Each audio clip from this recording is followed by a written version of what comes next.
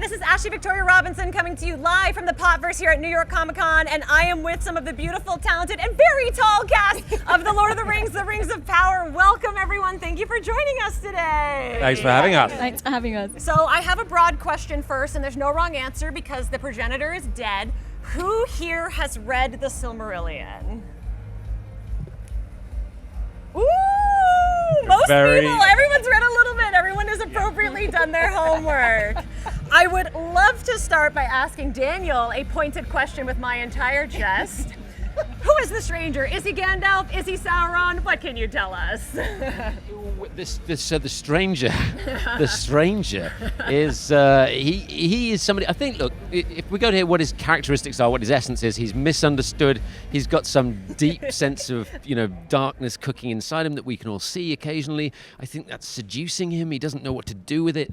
He's lost. He certainly makes a connection with Nori and possibly the rest of the Half-Foots, but I think he's just a little bit lost, and we're right on the edge of knowing whether he's going to fall this way or that way. What is it like to be the character that everybody is making theory videos about on TikTok? Well, we should probably ask Sara because Wait, Marigold are is. you Sauron now? Yeah, that's what I heard. Charles, I would love to throw to you and ask about Celebrimbor because he Yes. looms so large in the Silmarillion and so large over all of the Tolkien mythology. We haven't seen a lot of you yet. There is one episode left, but do you carry a lot of weight and responsibility as the creator of the Rings of Power? I do, and he does. There are, 19 of them to make, and we haven't started yet. Still working on the forge. Still building. Yeah. But yes, of course, he is an intrinsic part of that storyline. Yes. Are you excited when we finally get the forge going and we can Very. start working on the titular rings? Of course. Yeah, I can't wait. Cynthia, my question next is for you. You are the first human queen in Middle-earth we've seen. We've seen a lot of elf queens, and you bring such a regal bearing and strength to Miriel. Where do you find that within yourself? Well, that's a good question. I don't do it alone, I would say. I have a lot of help from a lot of incredibly talented people. You have the wardrobe, you have the dialect, you have the hair and the makeup, and just, you sort of have all of these elements that come together. A beautiful score as your face appears, and you're on your way. So it's been an adventure. It's been certainly the adventure of my lifetime, and I'm very honored and very protective of this character, and I really want to do right by her. And just I'm just happy that I get to be here with all these people. It's great. And as a fan of the Arrowverse, are you bringing anything you learned from Amanda Waller to Numenor now? It's funny because somebody else mentioned Arrow, and I think what I really appreciate is, again, the genre fan, just the level of enthusiasm and passion when people come up to me and they have appreciation, then I really feel like I've done my job. Like I'm happy that these portrayals sort of get to continue on after, I've moved on or when a project is over, the performance gets to continue and people's appreciation for the work and those characters continue. So as I said, I'm just happy to be here. I'm just happy to be here. All right, now I'm going to go to Benjamin. You are the only elf wearing a wig. Is that because you are the High King Gil-galad? Why are we so regal? That's a great question. Wanted to make me uncomfortable and get up early. No, I think it's a symbol of his age, and it's another opportunity for storytelling, because if you look closely at the wig, he's shaved on the sides. It's a kind of an illustration of the duality of him, kind of regal and wise, but then it resembles kind of a warrior's Mohican. So there's two facets to him illustrated in something as simple as his wig. And also a lot like Celebrimbor, Gil-galad looms really, really large over this mythology. Have you read ahead? Do you know what the end is? Well, for Gil-galad? He makes quite an epic ending to his tale. Yeah, he's pretty cool. Are you looking forward to bringing that to the screen?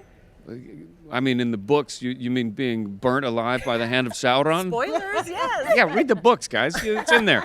No, I'm not looking forward to that. No, because I'm a method actor, so I see. I'm really going to commit. And I mean, here's what's beautiful about what I love about the show is that we do have Tolkien's blueprint. Yes. And then we get to enjoy the journey, which for Tolkien, the journey is all. And regardless of where we think we're going, there's a lot of twists and turns on the way.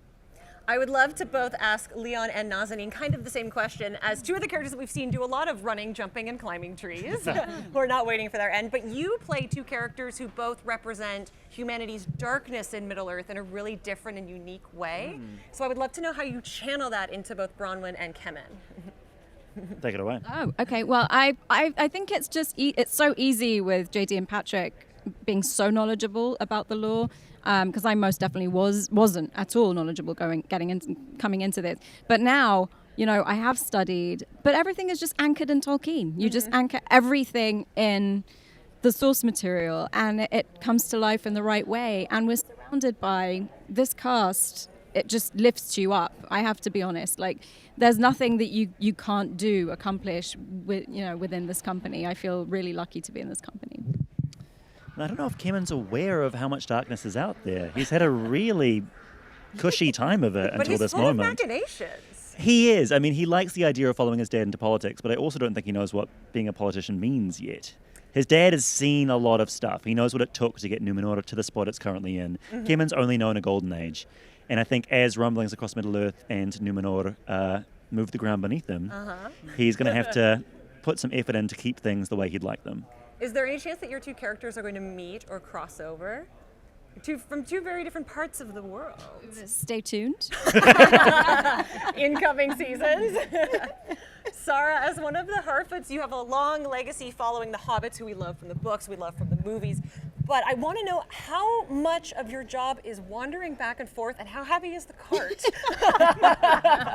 Have you heard about the South Island, or is that because we were in the South Island of New Zealand filming part of that amazing migration scene, which is one of my favourite bits of the series because it just feels so magical and so Tolkien.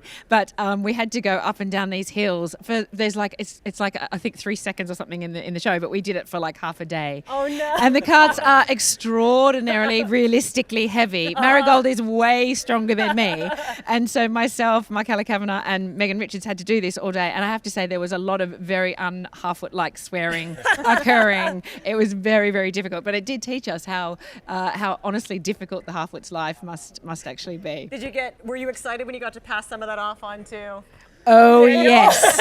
Yes, we were. It's also incredible to be standing between you two to see how tall they make you look in the show. It's amazing. Yeah, we were lucky to have brilliant scale doubles, so both through practical effects where we could force the perspective and I could be used.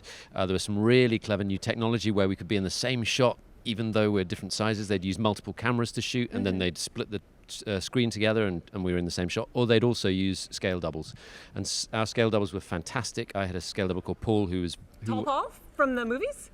Paul Sturgis, really. I mean, he's incredibly tall. I think he's the tallest man in Europe, I want to say. He's incredibly tall, and was absolutely brilliant. He listened to how I wanted to play the stranger. He really took that on board. He got the essence of the guy, and so actually I passed on the cart pushing to Paul. That's actually true. Okay. Yeah, that's basically what really happened. Next time we'll ask him about pulling the cards. Because here in the Popverse, we like to celebrate the best in TV, movies, and comics. I'd love if we could go down the line and everyone could tell me what you're geeking out about right now that you're not working on. No pressure, no pressure. For me, something I've watched in the last 24 hours, which is the performance of Renée Zellweger in, what's it called? The Thing About Pam, which is the most extraordinary performance. And it's still so fresh in my mind, that's why it came straight into my head. I watched it on the plane. I've got 2 more episodes to go. She's just wonderful in it. Nice. So I'm very much geeking out about her at the moment. I strangely haven't read the Harry Potters until this year, so I am on book 2 of Harry Potter, and I'm in it. Everyone is going to find you, and they're going to tell you their thoughts on Harry Potter now. Yeah. I really enjoyed the last season of Stranger Things. I've enjoyed the whole series, but this last season and just the sort of the build up, and even seeing these kids that you think back to season 1 and they were just so tiny and childlike, and they're really coming into their own as characters and performers, and yeah, I just love that show so much. Amazing. I actually really just have to say I loved season 4, particularly of Stranger Things 2. And I was fortunate enough to meet the prosthetics guys, and I got to meet Vecna because I wasn't able to watch season 4 because I was too scared. You didn't so they finish? introduced. No, I have now, but they introduced me to Vecna to like make me feel less scared, and it made me feel more scared because I felt like Vecna now knew me personally.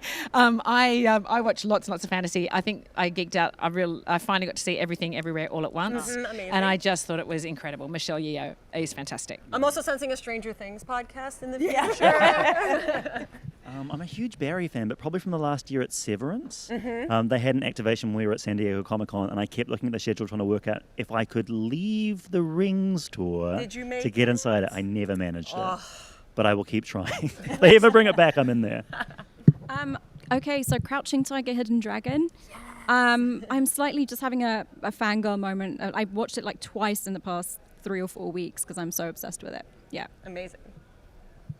I like House of the Dragon. I'll say it. I like it a lot. I also like that the show stylistically is ballsy.